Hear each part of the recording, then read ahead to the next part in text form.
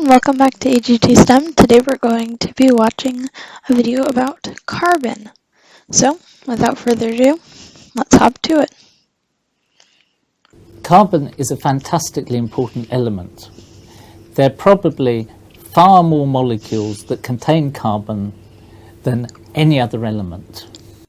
The reason why you can get so many carbon compounds is that carbon atoms form chains very, very easily, sometimes millions of atoms long.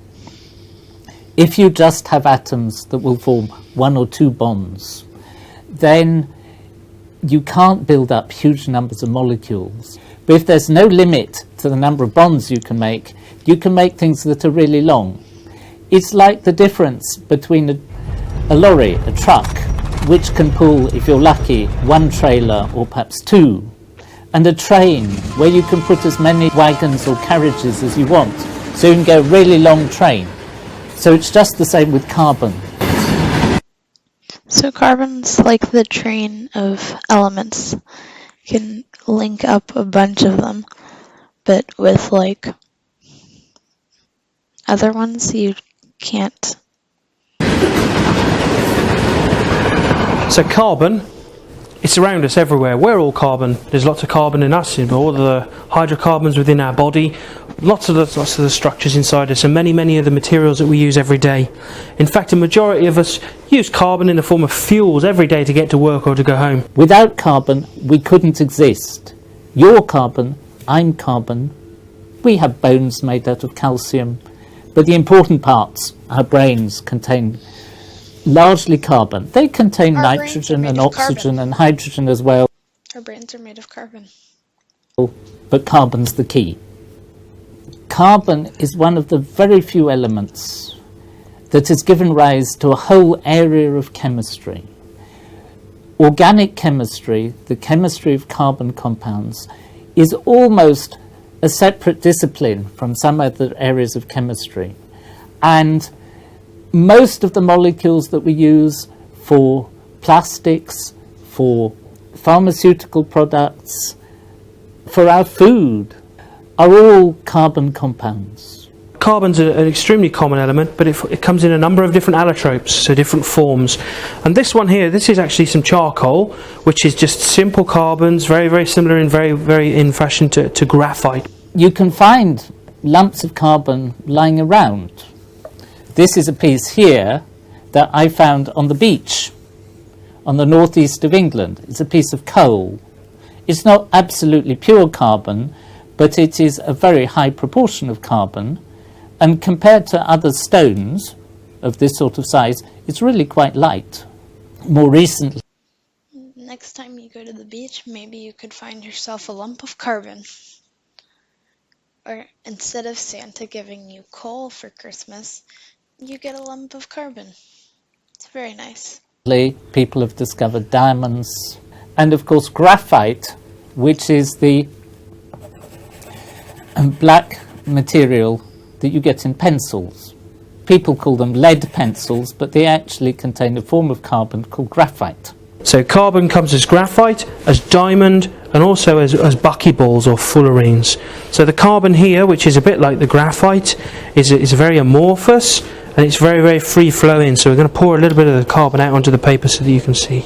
So you can see it's a very light powder, and you can see that it's a very nice, easily maneuverable and easily workable material.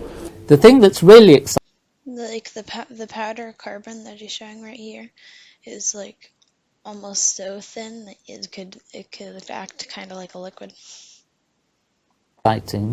is that in the last 20 years, people have discovered new forms of carbon. Now this is extraordinary. People have known of carbon for thousands of years, even longer. And suddenly, in the last 20 years, the number of different types of carbon has grown enormously.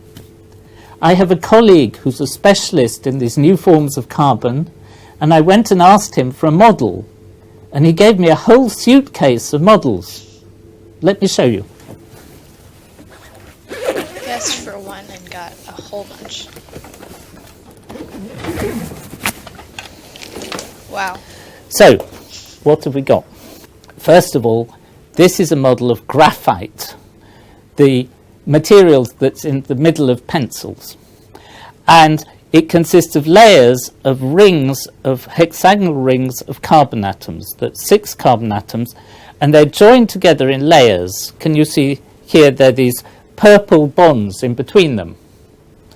You can see they're not very strong. One's even broken here.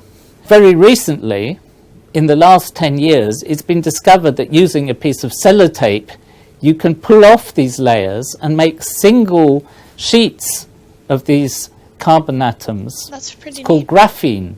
The 2010 Nobel Prize for Physics was given to 2 scientists for discovering graphene.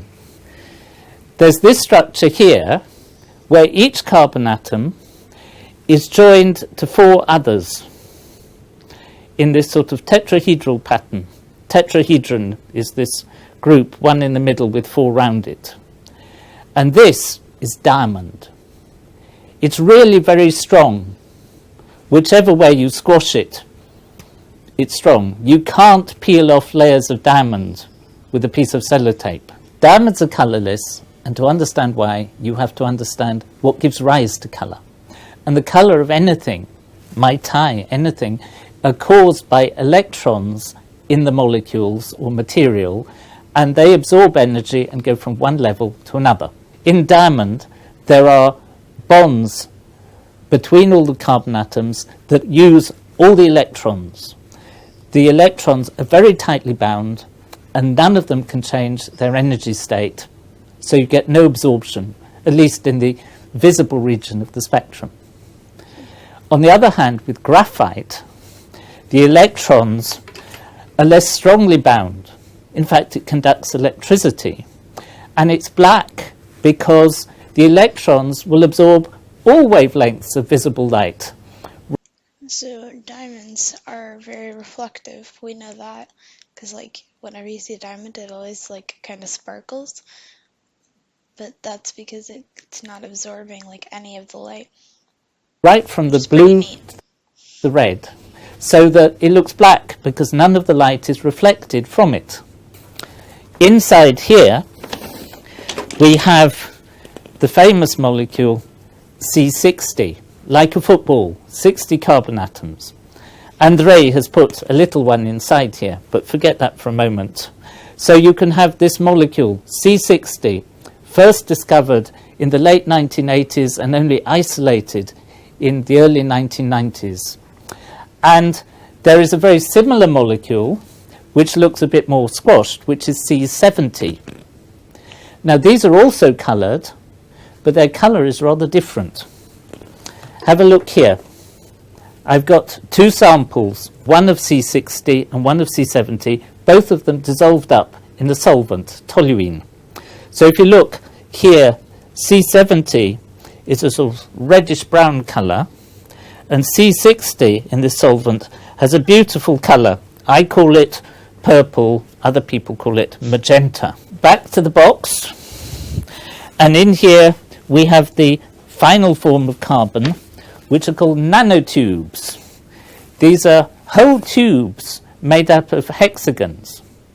You have 2 sorts, one which is closed at the end, and this one here which is open, rather like a basket. You can put things inside it. The final model is graphene, this material that you can peel off graphite with sellotape, sticky tape. And the reason that people get so excited is, first of all, this is a very thin material. It's only 1 atom thick. And you can react the carbon atoms on here with all sorts of different molecules. You can make very strong materials. You can start making electronics, carbon computers, things like that. And many people believe that graphene is one of the materials of the future. This is one of Andrei's exhibits. He uses it in exhibitions to measure electrical conductivity. You see, if you take a piece of metal like this coin and you put the 2 electrodes on there, you can see it conducts electricity. All the lights light up and the needle goes across. So he's got different samples. This one here is coal, and this is graphite. So there's a track of, this is a photo, and this is a track of coal between two metal electrodes. And you can see if we put the electrodes on here, the coal doesn't conduct electricity at all. However, if we take the graphite and do the same, it conducts electricity, not very well, but you can see you do get some electricity going through. On his other sheet, he's got a sample of C60 and here of the carbon nanotubes. And you can see the C60 doesn't conduct electricity either. The electrons can't jump between one molecule and the other. But when you come to the carbon nanotubes, which are long, long molecules, they conduct electricity really well. Not quite as well as a metal, but pretty close.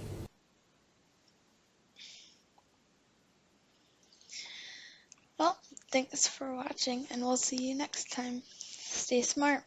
Bye.